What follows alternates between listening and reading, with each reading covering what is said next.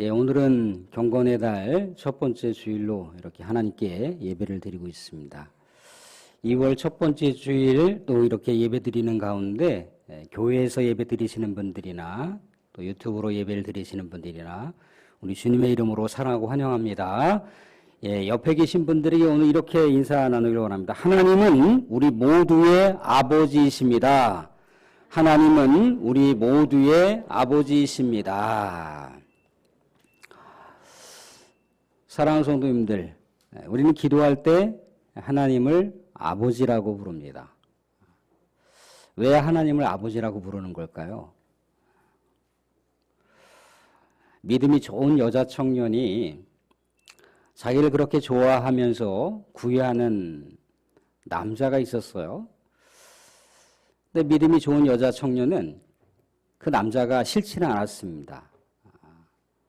예의 바르고 자신을 배려하고 자신 한 여자만 바라보는 그 남자의 모습이 그래도 괜찮아 보였어요. 그래서 마음을 주기로 했는데 한 가지 부담이 되는 건 뭐냐면 믿음 생활을 하지 않는다는 겁니다. 예수를 믿지 않는다는 것이 너무나 큰 부담으로 작용하고 있었어요. 교제를 하긴 했는데 이 교제를 지속할 것인가 말 것인가 큰 고민에 빠졌습니다. 이러다가는 안 되겠다. 나는 믿는 남자하고 결혼하기로 하나님 앞에 기도를 했으니까 이 남자친구를 꼭 교회에 데려가거나 예수를 믿게 해야 되겠다라고 마음을 먹고 남자친구한테 뭔가 결단을 내릴 것을 얘기했습니다. 앞으로 나하고 같이 예수 믿고 교회를 나갈지 아니면 예수 안 믿고 교회를 안 나갈지 그 선택은 네가 해라. 예수를 믿고 교회를 계속해서 나가기로 결정을 하면 나는 너하고 교제를 지속할 수 있겠지만 네가 예수를 안 믿고 교회를 안 나가겠다고 하면 나도 더 이상 교제를 지속할 수 없다라고 결연하게 단호하게 이제 남자친구한테 뭔가 선택사항을 줬습니다.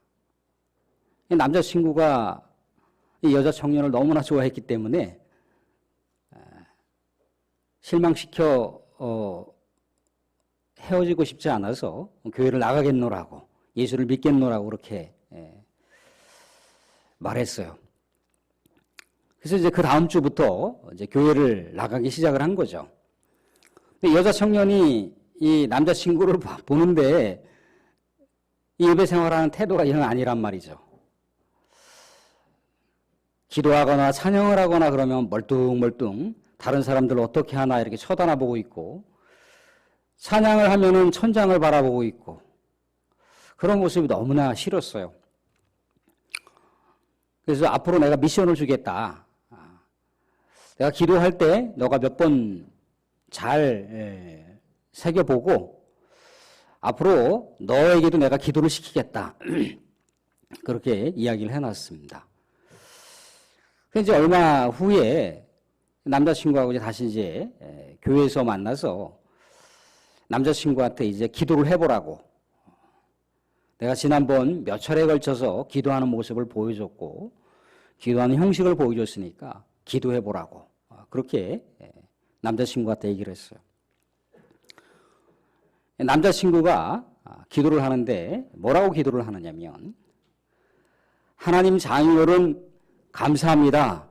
이렇게 예배를 드리게 해주시고 좋은 딸을 만나게 해주셔서 감사합니다. 그렇게 기도를 하는 거였어요. 그러니까 여자 청년이 하는 얘기가 웃어야 될지 웃어야 될지 울어야 될지 모르겠지만 한마디 했어. 왜 하나님 아버지라고 해야지 하나님 장인어른이라고 해야 되느냐. 같은 값이면 좋은 말을 써야지 인정을 받을 거 아니냐. 그러면서 너한테 하나님 아버지인데 내가 어떻게 하나님 아버지라고 하느냐. 확실하게 너하고 결혼을 하려면 확실하게 뭔가 못을 받기 위해서 하나님 장인어른이라고 했다. 그렇게 얘기를 하더라는 거예요. 뭐 여담이긴 하지만 하나님을 우리가 왜 아버지라고 불러야 되는지 우리는 그 의미에 대해서 좀 나름대로 인지를 하면서 우리가 기도 생활을 해야 되겠다라고 하는 차원에서 오늘 주님께서 가르쳐 주신 기도의 내용을 가지고 우리가 살펴보고자 합니다. 예수님께서는 제자들에게 그러므로 이렇게 기도하라 그렇게 말씀을 하셨어요. 근데 기도하라라고 했을 때 이 기도하라가 현재 명령 수동태형이에요. 기도하라가 현재 명령 수동태. 좀 어려운 이야기이긴 한데, 그러니까 기도는 내 주관에 따라서 하는 게 아니고 내 의지적으로 하는 게 아니고 누가 기도의 주체자가 되는 겁니까? 기도의 주체자는 주님이에요. 하나님이란 말이죠. 우리가 기도의 주체자가 아니에요. 수동태잖아요. 수동태.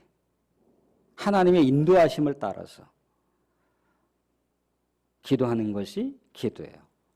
근데 현지형으로 쓰였기 때문에 이 기도는 그죠? 단회적으로다가 하는 것이 아니라 늘 언제나 항상 지속적으로 기도하는 의미가 담겨 있습니다. 더욱이 명령형이잖아요. 명령형. 주님께서 기도하라 그랬습니다. 그러니까 명령형이기 때문에 이 명령을 받들어서 기도하는 것, 이것이 어떻게 보면은 은혜이고 축복이고 사명일 수가 있는 거죠. 근데 예수님께서는 이제 기도하라 그렇게 말씀하시면서 뭐라고 제자들에게 처음에 기도를 시작할 것에 대해서 권면하고 있느냐면 하늘에 계신 우리 아버지여 그렇게 기도하라고 하고 있습니다. 근데 우리나라 번역에는 하늘에 계신 우리 아버지여 이렇게 나와 있잖아요. 그죠? 근데 이 성경 원어를 접근해 보게 되면 파테르 헤몬, 그래서 파테르가 아버지예요. 아버지. 헤몬 우리, 아버지 우리의, 토엔 우라노이스, 하늘에 계신. 그러니까 어순이 하늘에 계신 우리 아버지로 되어 있는 게 아니라 아버지 우리의 하늘에 계신이라고 어순이 되어 있다는 거예요. 그러니까 제일 첫 번째 우리 예수님께서 제자들에게 기도를 이렇게 하라라고 했을 때 뭐부터 기도하라는 겁니까? 아버지여부터 꺼내라는 거예요. 아버지여부터. 근데 예수님의 이 기도의 가르침은 굉장히 독특한 기도인 거예요. 유대 백성들에게 유대교에서 하나님을 아버지라고 이렇게 하는 경우가 쉽지 않습니다. 굉장히 경망스러운 표현이라고 생각을 한다는 거예요. 감히 하나님을. 여호와라고 하는 이 말을 사용하거나 여호와라고 하는 이 단어를 기록할 때도 여호와라고 하는 그런 표현을 쓰지 않고 아도나이라고 하는 표현을 써요. 그래서 이것을 기록할 때도 어떻게 기록하냐면 이 서기관들이 그냥 우리는 필사할 때 하나님, 여호와 이렇게 쓰지만 그 사람들은 필사를 할 때 여호와라고 하는 이 단어 하나를 쓸 때 집에 가서 목욕을 깨끗하게 정결하게 하고 옷을 갈아입고 와서 붓을 들어서 여호와 그렇게 쓴다는 거예요. 또 몇 구절 쭉 나가다가 또 여호와가 나오면 다시 정결하게 몸을 가다듬고 심호흡을 가다듬으면서 다시 여호와 그렇게 한다는 거예요. 근데 이 여호와 하나님을 어떻게 해요? 아버지라고 표현하고 있어요. 물론 우리가 그 선지서를 보거나 모세오경을 보게 되면 하나님을 어떤 존재라고 그 정체성을 얘기하고 있냐면 이스라엘의 아버지라고 얘기하고 있어요. 이스라엘의 아버지. 근데 이것은 공동체적으로 사용할 때 이스라엘의 아버지인 거지 개인적으로 사용하지 않는다는 거예요. 근데 예수님께서는 개인적으로 아버지라고 사용하라는 거예요. 아버지라고. 근데 이 아버지도요, 그냥 우리가 통상, 뭐 우리 세대는 조금 이제 뭐 아빠라고 하는 경우는 없잖아요. 근데 우리 자녀들 같은 경우는 우리 기성세대들에게 뭐라고 부릅니까? 아빠 불러요. 아빠. 아람, 뭐, 아바가 이제 아빠인데, 굉장한 그 애교와 또 친밀과 친근함이 담겨 있는 거예요. 아버지가. 그러니까 예수님께서 말씀하시는 거는 그저 통상적으로 아버지라고 하는 의미보다 더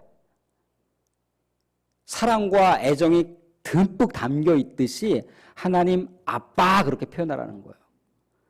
유대인들의 입장에서는 야, 이거 너무나 경거망동한 발언이다라고 생각이 들 수가 있어요. 어떻게 하나님 아빠라고 할 수가 있느냐 라고 하면서 이것이 또 하나의 예수님을 혐오스럽게 생각하는 요인 중에 하나로 작용할 수도 있습니다. 근데 예수님은 제자들에게 하나님을 아버지라고 그렇게 칭하라고 한다는 거예요. 왜 그렇겠습니까? 아버지라고 하는 존재를 알아야 기도를 할 수가 있다는 거예요. 아버지라고 하는 존재를 혹여 모르더라 할지라도 아버지라고 부르면서 아버지를 조금씩 알아갈 수가 있어요. 누군지도 모르는데 그냥 아버지라고 할 수는 없잖아요. 그죠? 근데 아버지라고 하는 이 용어를 사용하라고 하는 것은 아버지 안에 담겨 있는 그 놀라운 의미가 내포되어 있기 때문이라는 거예요. 예수님은 하나님을 아버지라고 부르잖아요. 그죠? 안식일에 유대 종교 지도자들이 너 어떻게 안식일에 병든 사람을 치료할 수가 있어? 너 안식일에 어떻게 굶는 사람들에게 양식을 먹일 수가 있어? 라고 따져 물었습니다. 그때 예수님께서 뭐라고 말씀하십니까? 아버지께서 일하시니까 나도 일한다 라고 얘기합니다. 아버지께서 하시기를 원하시는 일을 할 뿐이다라고 하는 거예요. 그러니까 늘 언제나 예수님은 하나님과 관계에 있어서 전인격적인 아버지와 아들의 관계로다가 늘 언제나 자신의 정체성을 인식하고 그 정체성을 또한 제자들에게도 그렇게 사용하라고 당부하고 있다는 겁니다. 아버지라고 하는 존재는 우리 생명의 근원이잖아요. 그죠? 우리 생명을 줬단 말입니다. 아버지라고 하는 존재는요, 자녀들을 양육하고 또 보호하고 자녀들이 이 세상을 살아갈 수 있도록 나름대로의 삶의 토대가 된다는 거예요. 삶에 필요한 영역들을 공급해 준다는 거죠. 그런 존재가 아버지예요. 그러니까 하나님은 창조주시지 않습니까? 그죠? 우주 만물을 창조하신 분인데 이 창조주 하나님을 전인격적인 아버지로다가 지금 일상화시키고 있어요. 그러니까 아버지라고 하는 존재를 느끼고 알고 경험하게 됐을 때 그 하나님을 비로소 기도의 대상으로 삼을 수가 있다는 거예요. 사실 기도하라라고 하는 그 어원상의 의미도요, 그냥 기도하라가 아니고 하나님을 알고 하나님을 만나러 가는 것, 그게 기도예요. 더욱이 여기서 예수님은요, 하늘에 계신 아버지라고 얘기하고 있어요. 유대인들은 하늘에 계신 하나님이라고 해야지 맞는 거잖아요. 그죠? 근데 하늘에 계신 아버지라고 하고 있어요. 굉장히 어떻게 보면 우리의 일상생활 속에서 따뜻하고 친밀하고 때로는 뭔가 실수를 하거나 잘못을 했을 때 엄격하면서 단호하게 대하는 아버지의 이미지가 어느 정도 이렇게 연결될 수 있을지는 모르겠습니다. 근데 그것보다는 훨씬 더 고차원에서 있어서 아버지라고 지금 부르라고 하고 있어요. 우리의 모든 삶의 내용들을 다 헤아리고 우리의 삶의 모든 내용들을 이해하시는 분. 그저 그냥 우리가 인간적인 아버지의 차원으로만 이렇게 하나님의 그 존재를 내려서는 안 됩니다. 예수님은요, 더욱이 그 아버지 앞에 뭐가 붙어 있습니까? 우리라고 하는 수식어가 붙어 있어요. 우리의 아버지라는 거, 우리의 아버지. 우리의 아버지라고 하는 것은 엄청난 특권이고 엄청난 파격입니다. 왜 그렇습니까? 죄 없는 예수님만이 오직 하나님을 아버지라고 부를 수가 있어요. 그런데 죄 많은 우리가 감히 하나님께 나아가 기도하며 하나님을 아버지라고 부른다. 이거 불가능한 겁니다. 그런데 예수님께서 그것을 가능하게 하셨다는 거예요. 예수님께서 예수님의 아버지인 하나님을 믿음의 사람들, 예수님과 관계되어 있는 사람들에게도 아버지라고 부르는 것은 예수님과 우리가 영적인 형제 자매라고 하는 것을 말해주는 거예요. 그러니까 우리는 예수님과 형제 자매가 되는 거예요. 예수님께서 바라보시는 아버지를 우리가 아버지라고 부를 수 있는 특권을, 축복을 주셨지 않습니까? 그러면 우리는 예수님과 형제 자매가 되는 거예요.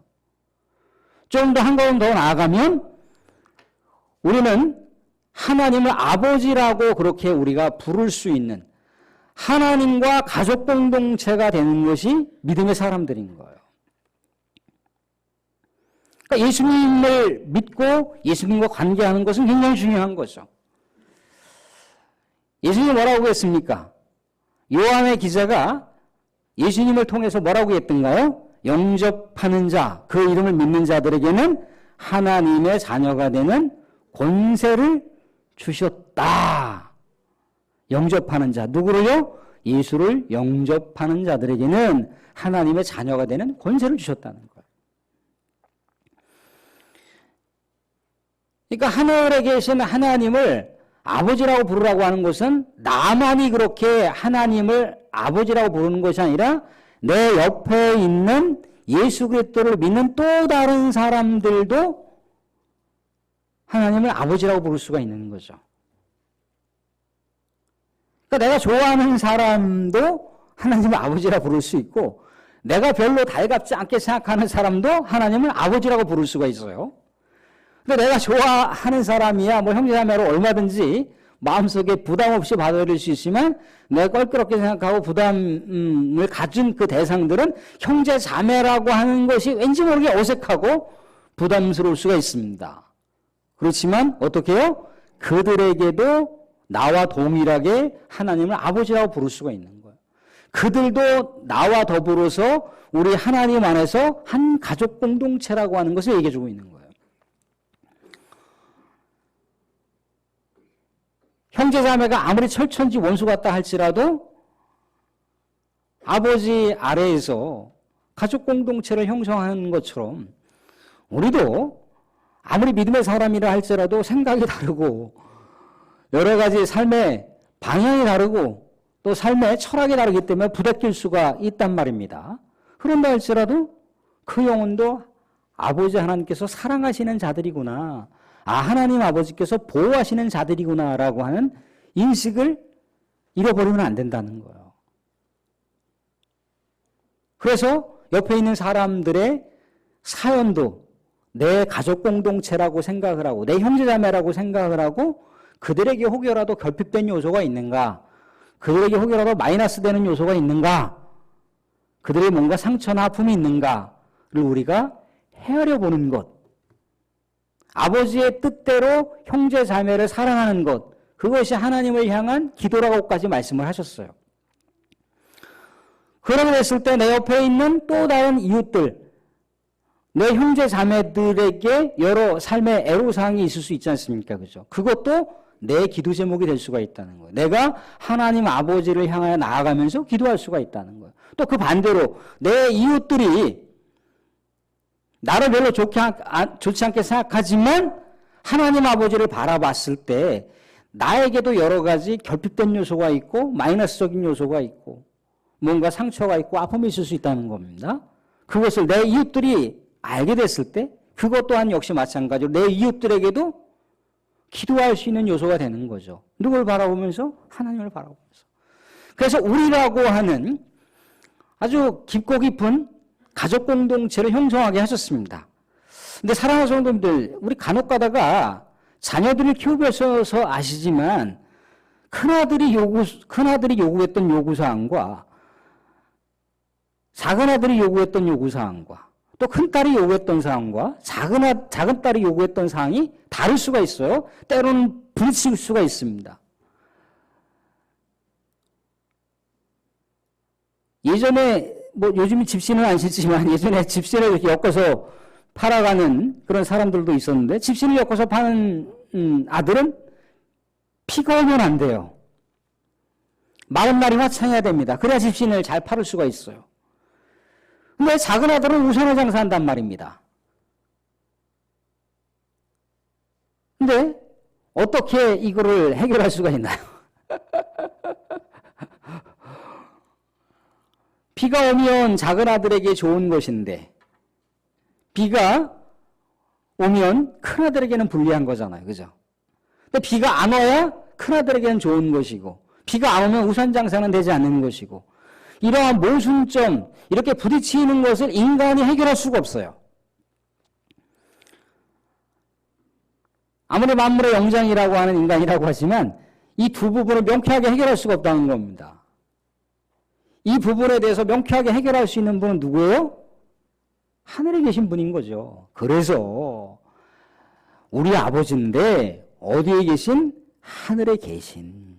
그리고 좀 전에 말씀드렸듯이 아버지에 대한 인상이, 아버지에 대한 이미지가 우리 아버지는 참 따뜻한 분이시고 참 내가 여러 가지 필요한 부분을 요청하시면 그 요청한 부분들을 최선을 다해서 채워주시려고 하셨던 분이야.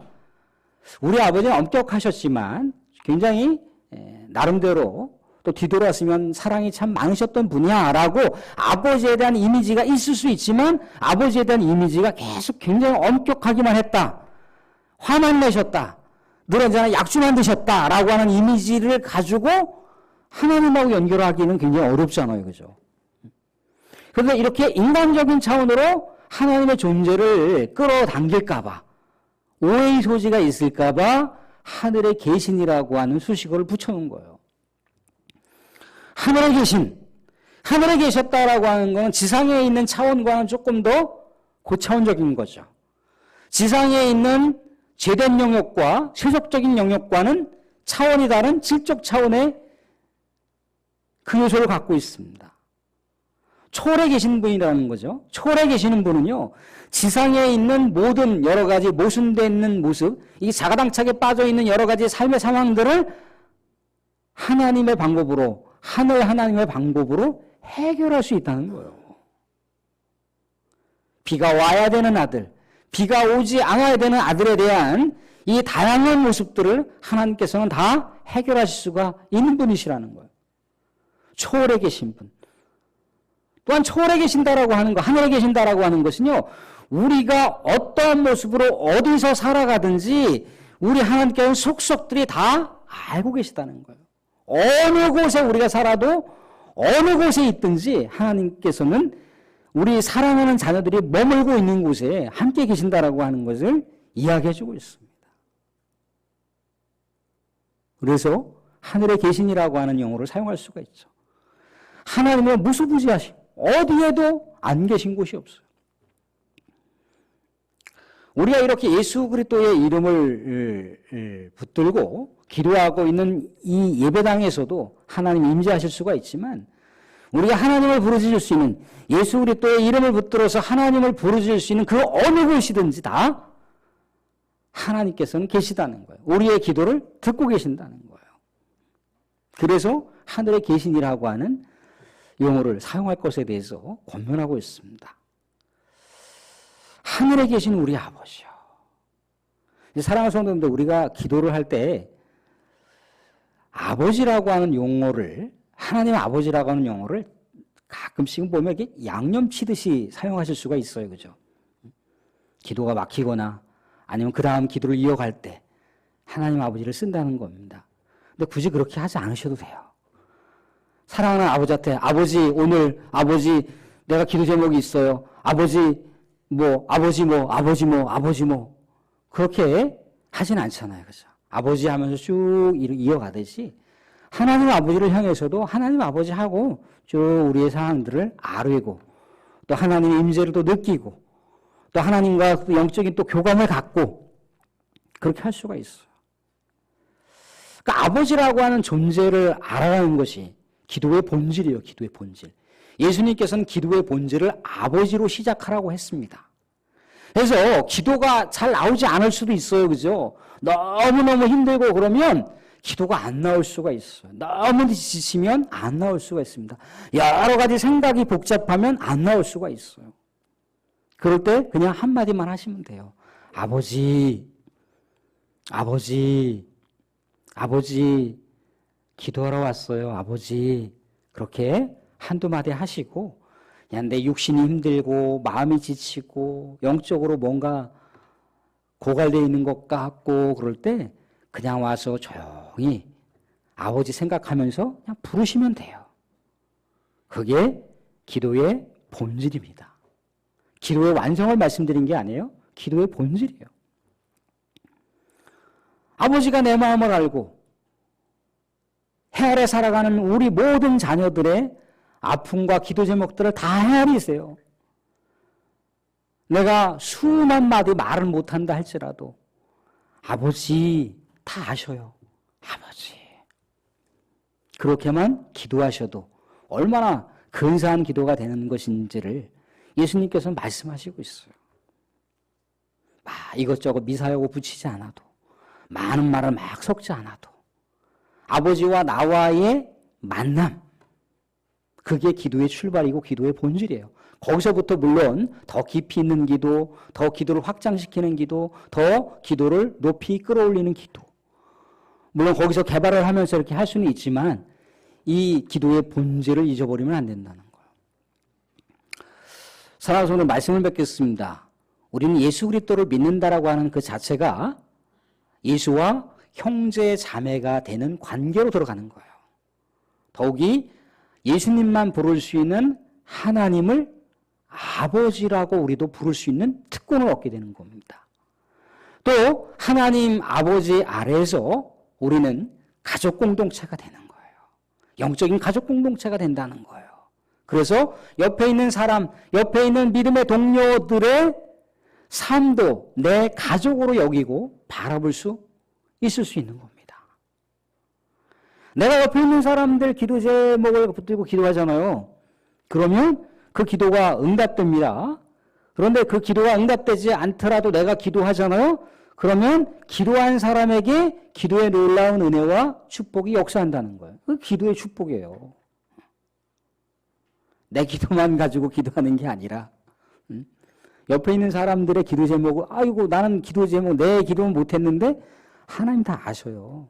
옆에 있는 사람 위해서 기도해도 그게 다 나한테 오는 기도예요. 우리 하나님이 그러셨어요. 예수님이 그러시잖아요. 너희는 먼저 그의 나라와 그의 의를 구하라고 말씀하셨습니다. 그러면 이 모든 것 위에 더하시리라. 뭐예요? 하나님 나라와 의를 위해서 기도하면 우리의 개인적인 필요한 모든 사항들 하나님께서 채워주신다는 거예요. 사랑하는 성도님들, 우리는 하늘에 계신 우리 아버지여라고 하는 그 이 놀라운 이 기도의 부르심을 통해서 하나님을 향하여 나갈 수가 있고 하나님을 만날 수가 있습니다. 이것은 축복이고 이것은 특권이고 또한 이 특권을 마음껏 활용하시고 마음껏 사용하실 수가 있어요. 사랑하는 성도님들, 이제 지난주 금요일인가가 입춘이었죠, 입춘. 이제 봄입니다. 요 이제 추위가 딱 꺾어지면 이제 이 추위가 풀려지면 이제 본격적으로 봄을 우리가 맞이할 수가 있어요.